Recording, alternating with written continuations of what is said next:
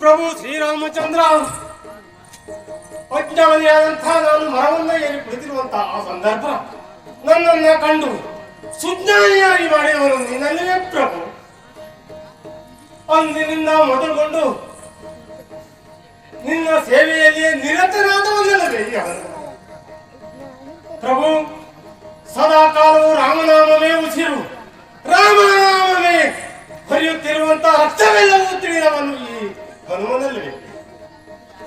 ಸದಾ ನಿನ್ನನ್ನು ಸೇವಿಸುತ್ತಿರುವಂತಹ ನನ್ನನ್ನ ಮರೆತೆಯ ಪ್ರಭು. ಅದಲ್ಲ ಅಂತಾದರೆ ಒಂದೊಂದು ದಿನ ರಾಮ ನಿರ್ಯಾಣದ ಸಂದರ್ಭ ಸರಿಯೂ ನಿನ್ನ ತಡದಲ್ಲಿ 77 ಕೋಟಿ ಕಪಿನಾಯಕರ ನನ್ನ ಮುಚ್ಚಿ ನನ್ನನ್ನ ಕೂಗಿ ಕರೆದು ನೀನಾಡಿದ ಮಾತಲ್ಲಿವೆ ಪ್ರಭು. ಮಗನೇ ಹನುಮ, ರಾಮಾವತಾರವನ್ನು ಮುಗಿಸುತ್ತಿದ್ದೇನೆ ಎನ್ನುವುದಾಗಿ ನೀನು ಆಡಿದಂತಹ ಮಾತನ್ನ ಕೇಳಿದ ನಾನು ತಲೆ ತಕ್ಕಿ ಬೆನ್ನು ಬಗ್ಗಿ ಧಾರಾಕಾರವಾಗಿ ಕಣ್ಣೀರನ್ನು ಸುರಿಸುತ್ತ ನಿನ್ನ ಪಾದವನ್ನ ಕಟ್ಟಿಕೊಂಡವನಲ್ಲವೇ. ಅನೇಕ ಜನರಿಗೆ ಮುಕ್ತಿಯನ್ನ ಕೊಟ್ಟಂತಹ ನೀನು ನಾನು ನಿನ್ನ ಜೊತೆಯಾಗಿ ಬರುತ್ತೇನೆ ರಾಮ ಎನ್ನುವುದಾಗಿ ಕಾಳಿ ಬೇಡಿದವನಲ್ಲವೇ. ನಾನು ಅಂದು ನೀನಾಡಿದ ಮಾತು ಮಗನೇ ಹನುಮ, ನೀನು ಚಿರಂಜೀವಿ, ಸದಾ ನನ್ನನ್ನ ಧ್ಯಾನಿಸುತ್ತ ಮೇರು ಪರ್ವತವನ್ನ ಏರು. ಯುಗ ಯುಗಗಳೇ ಕಳೆಯಲಿ, ವರುಷವೇ ಕಳೆಯಲಿ, ನಿನಗೆ ಮಾತ್ರ ಪ್ರತಿ ಯುಗದಲ್ಲಿಯೂ ರಾಮನಾಗಿಯೇ ಕಾಣ ಸಿಗುತ್ತೇನೆ ಎನ್ನುವುದಾಗಿ ಮಾತನಾಡಿದವನಲ್ವೇ. ಕೊಟ್ಟ ಮಾತು ಮರೆತೆಯ ಪ್ರಭು. ತೋರಿಸೋ ತೋರಿಸೋ ತೋರಿಸೋ ತೋರಿಸೋ ನಿನ್ನ ಶ್ರೀ ಪಾದಾರವಿಂದವಾ.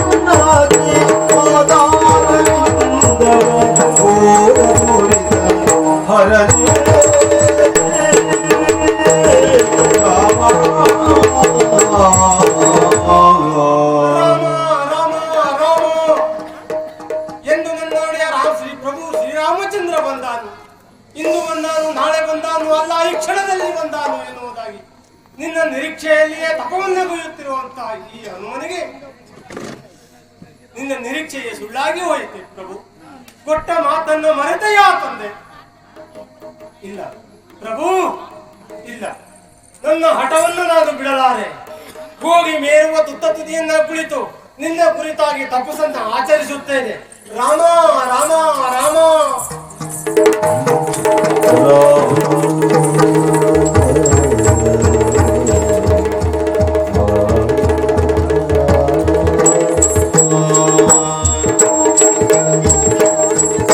ಜಯ ಜಯ ನಮೋ ನಾರಾಯಣ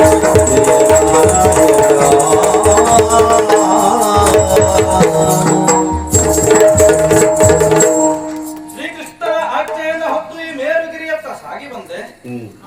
ಅದು ಅನತಿ ದೂರದಲ್ಲಿ ಮಾರುತಿ ರಾಮ ಧ್ಯಾನ ನಿರತನಾಗಿದ್ದ.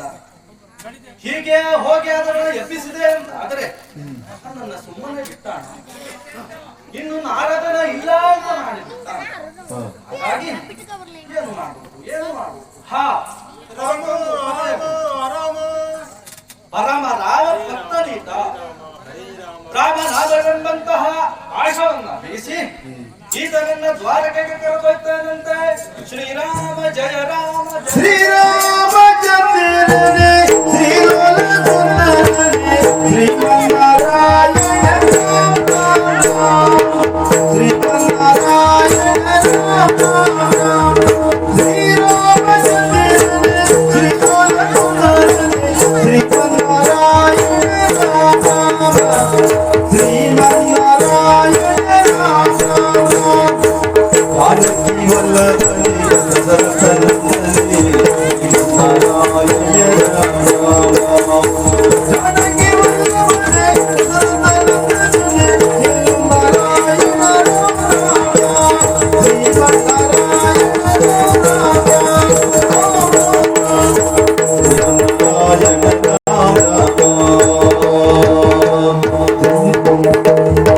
ಶ್ರೀರಾಮಚಂದ್ರನೇ ಶ್ರೀಲೋಲ ಸುಂದರನೇ ಶ್ರೀಮನ್ನಾರಾಯಣ ರಾಮ ಶ್ರೀಮನ್ನಾರಾಯಣ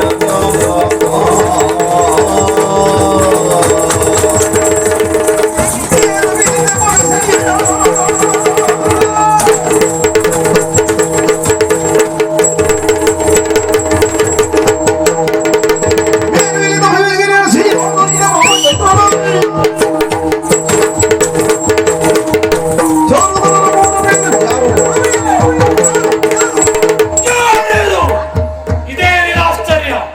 ಮೇರು ಧ್ವಜವನ್ನು ಏರಿ ರಾಮ ಧ್ಯಾನದಲ್ಲೇ ಕುಳಿತಿರ್ಪ. ಈ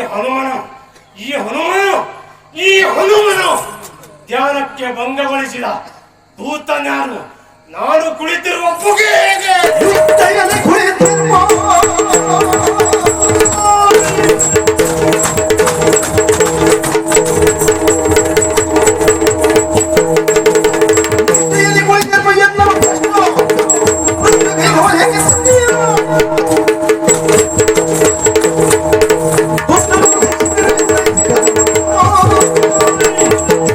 ನಿಷ್ಠೆಯಲ್ಲಿ ಮೇರುವನ್ನ ಕುಳಿತು ತಪಸ್ಸನ್ನ ಆಚರಿಸುತ್ತಿರುವ ನನ್ನ ತಪವನ್ನ ಭಂಗಗೊಳಿಸಿದ ದುಷ್ಟ ಎಲ್ಲಿ ಎಲ್ಲಿ?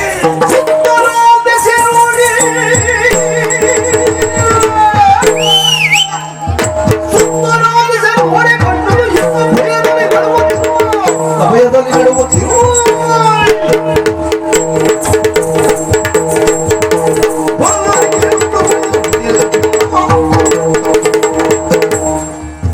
ಸುತ್ತಮುತ್ತಲಿಂದ ವೀಕ್ಷಿಸುತ್ತಾ ಇದ್ದೇನೆ. ಯಾರಾತ? ನನ್ನ ತಪಸ್ಸನ್ನ ಭಂಗಗೊಳಿಸಿದ ಆ ದುಷ್ಟ ಯಾರು? ಆ ದೂರ್ತ ಯಾರು? ಎಲ್ಲಿದ್ದಾನೆ? ಎಲ್ಲಿದ್ದಾನೆ? ಎಲ್ಲಿದ್ದಾನೆ? ಎಲ್ಲಿದ್ದಾನೆ?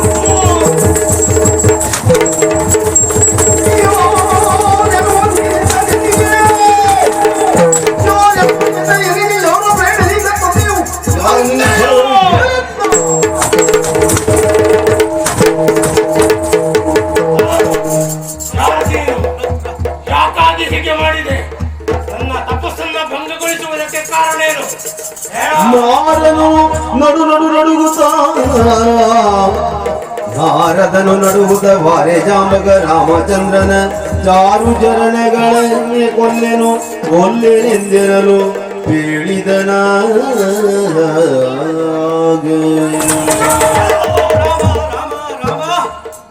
ರಾಮಚಂದ್ರವನ ಪಾದದ ಅಣೆಯಾಗಿ ಏನು ಮಾಡುವುದಿಲ್ಲ ಅಂತ ಆದ್ರೆ ಯಾರು ಅಂತ ಹೇಳ್ತಾರೆ. ನನ್ನೊಡೆಯ ಪ್ರಭು ಶ್ರೀರಾಮಚಂದ್ರನ ಪಾದದ ಮೇಲಾಣೆ, ನನ್ನೊಡೆಯ ಪ್ರಭು ರಾಮಚಂದ್ರನ ಮೇಲಾಣೆ.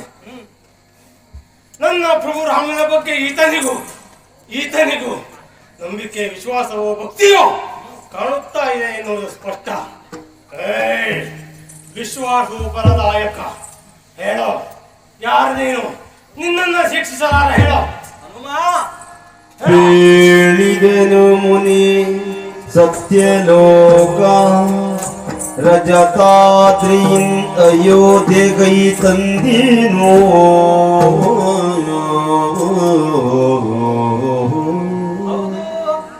ಹೇಳಿದನು ಮುನಿ ಸತ್ಯಲೋಕ ರಜತಾದ್ರಿಯಿನ್ ಅಯೋಧ್ಯೆಗೈ ತಂದಿನೋ ನೀಲ ಮೇಘ ಶ್ಯಾಮನಾಗಿರುವ ರಾಮನು ಬಾಣಾರ್ಧ ಪ್ರಭೆಯುಳುಕುವ ಜನಕ ಜಾತಿಯೋ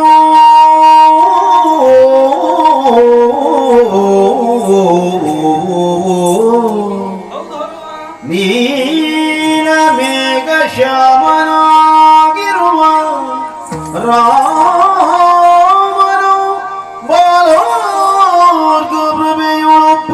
ಜನಕ ಜಾತಿಯು ಓಲಗಾದಿ ಭರತ ಶತ್ರುಘ್ನ ಲಕ್ಷ್ಮಣರಿಂದ ಕೂಡಿರುವ ಸಭೆಯ ನೋಡಿತೇನೋ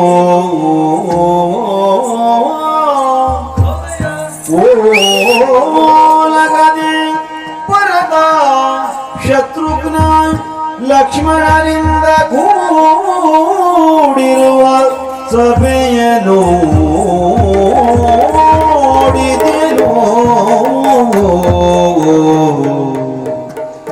ನೀನಿಲ್ಲದಿಯ ವಿಚಾರವ ಕೇಳಲಾಗ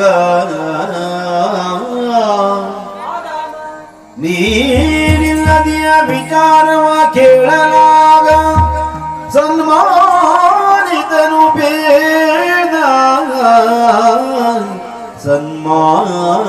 ಸನ್ಮಾನಿತನು ಬೇಡ ರಾಮಾವತಾರವ ಮುಗಿಸಿ ಸಾನುರಾಗದಿ ಬರುವ ವೇಳೆದು ದ್ವಾಪರದಿ ದರುಸನವಿವೆಯನುತ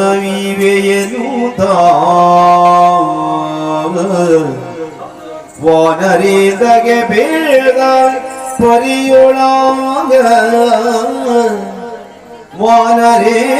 ವಾನರೇಂದ್ರಗೆ ಬೇಡ ಪರಿಯೊಳ ಮೇರುವಿನಿಧೀನ ವೃತ್ತಿಯುಳೆಲ್ಲ ಜ್ಞಾನದಿಂದಿಯನವನ ನೀನೆ ಪೋಗಿ ಕರೆತಾರೆನುತ